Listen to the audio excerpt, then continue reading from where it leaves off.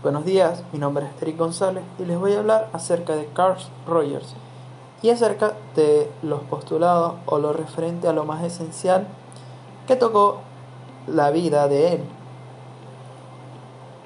Carl Rogers nació en Chicago en 1902, en una familia protestante. Su adolescencia la transcurre en una granja, en contacto con la naturaleza.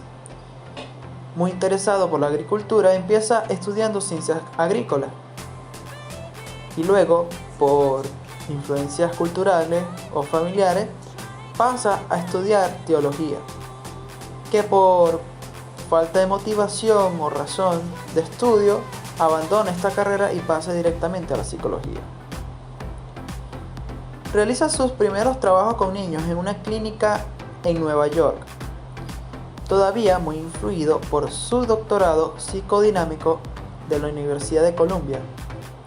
Las ideas de Fraunces no le convence y tampoco se siente muy entusiasmado por su corriente llamada conductismo.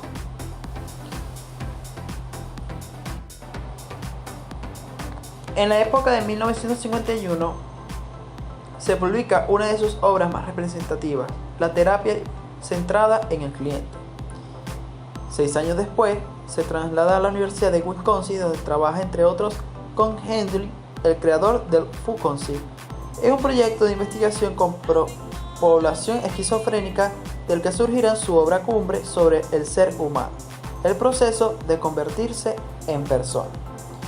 La idea básica de Rogers es que las personas tienen recursos que son capaces de autocomprender y cambiarse. Para que todas esas potencialidades se manifiesten, es necesario un clima facilitador en el que se sientan seguros y válidos. El psicólogo estadounidense contaba una anécdota de su infancia para ejemplificar esa idea. Hablaba de cómo unas patatas abandonadas en el sótano de la granja de sus padres intentaban brotar, aún así sin tierra ni agua y sin apenas luz. ¿Qué hubiera sido de ellas cultivadas en un terreno favorable? Las patatas malogradas son las personas con algún tipo de síntomas y el terreno favorable es el que el terapeuta crea en sesión constante, en cada sesión construyendo una potente relación terapéutica. Carl Rogers, en uno de sus postulados llamado Perspectiva General de la Teoría Centrada en la Persona, aquí en esta teoría, la personalidad a partir de experiencias con pacientes de psicoterapia, siendo obviamente el objeto de estudio de esta investigación. A diferencia de Fraunces, que ante todo era teórico y secundariamente terapeuta, Rogers fue consumado un teórico reticente. Estaba interesado en ayudar a las personas que en descubrir por qué se comportaban de una manera o de otra. Para Rogers, tal vez siendo él como ningún otro teórico, abogó por equilibrio realizado, o en otras palabras, abogó por hacer un equilibrio entre los dos datos como terapeuta. En el primero, reunir datos terapéuticos y los empíricos, que permitían ampliar los conocimientos sobre el modo de sentir y pensar de los humanos en persona. Es aquel resultado de una experiencia mínima de producto de un contacto positivo o negativo con otro ser humano. Vale decir que la persona se convierte en cierto sentido en su propia relación social más importante.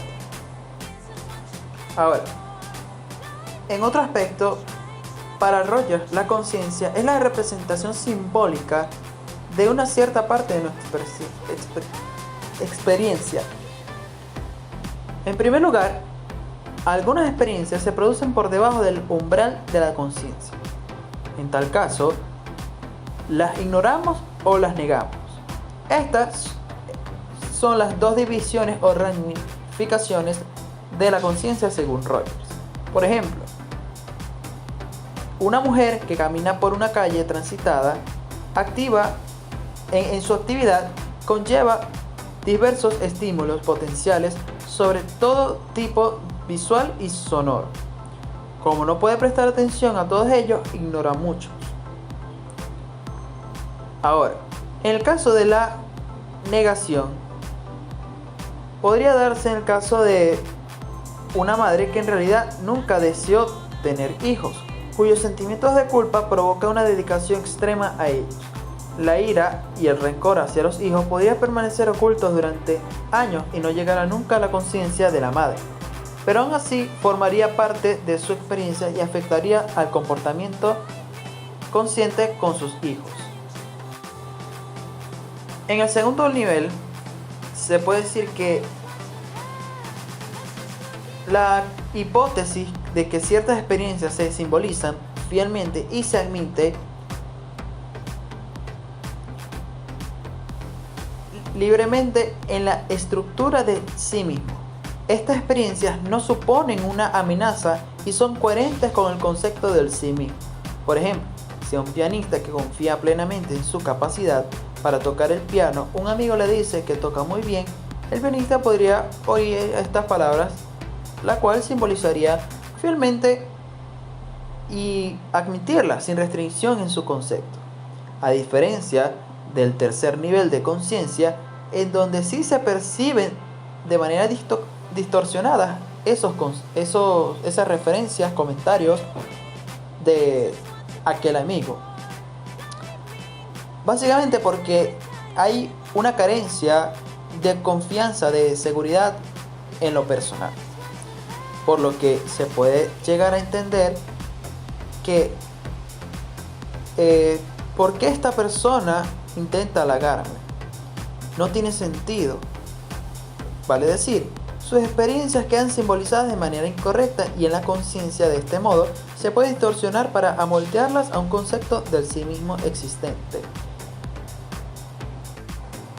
Por otro lado, la filosofía de la ciencia. Esta clase de filosofía para Roger era, en primer lugar, valga la redundancia, él era un científico. En segundo lugar, él era un terapeuta. Y en tercer lugar, un teórico de la personalidad. Dado que su actitud está presente tanto en su terapia como en su teoría de la personalidad, vamos a hablar acerca de esta filosofía de la ciencia. Según Rogers, la ciencia empieza y termina con experiencias subjetivas, pero todo lo que está comprendido entre ambas debe ser objetivo y empírico. Los científicos deben tener muchas de las características de la persona del mañana, denominación por la cual se puede entender que tiene una tendencia a analizar las cosas en profundidad, a estar en armonía con sus sentimientos y valores internos, a ser intuitivos, creativos y receptivos a la experiencia y al cambio. Vale decir, debe esta filosofía basarse en algo lleno de expectativas, valores, principios. Debe ser una ciencia viva. Los científicos deben interesarse por las ideas nuevas, cuidar de ellas y tratarlas con amor durante su frágil infancia, o vale decir, desarrollo. Aquí es donde entra en escena la metodología. Aunque la creatividad de un científico puede generar métodos de investigación innovadores, estos procedimientos deben ser sometidos a un riguroso control, tanto empírico como objetivo. De esta forma, el científico no se engaña y no manipula las observaciones de forma intencionada o no. Pero esta precisión no se debe confundir con la ciencia propiamente dicha. Es el método científico el que debe ser preciso y objetivo. En otro punto, ya finalizando, les voy a explicar acerca de la psicoterapia de Rogers. Esta, como muy bien comenté anteriormente, se centra en el cliente. Básicamente, se enfoca en que la persona vulnerables o con problemas de ansiedad puedan crecer psicológicamente. Deben entrar en contacto con un terapeuta que sea congruente y que les proporcione un entorno de aceptación incondicional y empatía total. Y en ellos precisamente está la dificultad. Las cualidades de congruencia, valoración positiva e incondicional, como también la comprensión empática en un terapeuta no son fáciles de conseguir. Ahora, en caso de la congruencia, esta existe cuando las experiencias orgánicas de una persona corresponde a una conciencia de esta y a una capacidad y disposición para expresar abiertamente los sentimientos. Vale decir, esto significa ser real o auténtico. Los terapeutas congruentes no son estáticos como la mayoría de las personas. Están expuestos de manera constante a nuevas experiencias, pero a diferencia de la mayoría aceptan estas experiencias en su conciencia, a lo que favorece su crecimiento psicológico. No llevan máscaras, no intentan fingir una fachada de agradabilidad y evitan toda pretensión de simpatía y afecto cuando no sientan estas emociones. Del mismo modo, no fingen enfado, agresividad o ignorancia, ni ocultan sentimientos de alegría y entusiasmo o felicidad. Por otro lado, una valoración positiva incondicional significa que los terapeutas aceptan, aprecian a sus clientes sin restricción o reservas, sea cual sea la conducta del cliente. Aunque los terapeutas pueden valorar una conducta del cliente más que otra, su valoración positiva se mantiene constante y firme.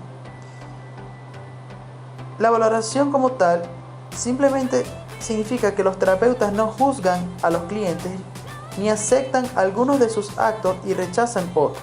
La evaluación externa, sea positiva o negativa, provoca una actitud de defensa en el cliente e impide su crecimiento psicológico.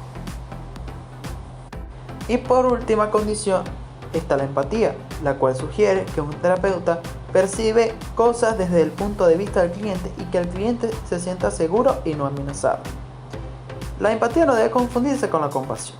Esta última sugiere un sentimiento por el cliente, mientras que la empatía connota un sentimiento con el cliente. La compasión nunca es terapéutica porque procede de una evaluación externa y por lo general genera un sentimiento de autocompasión en el propio cliente. La autocompasión es una actitud nociva que amenaza el concepto positivo de sí mismo y crea un desequilibrio dentro de la estructura del sí mismo. Además, la empatía no significa que el terapeuta tenga los mismos sentimientos que el cliente.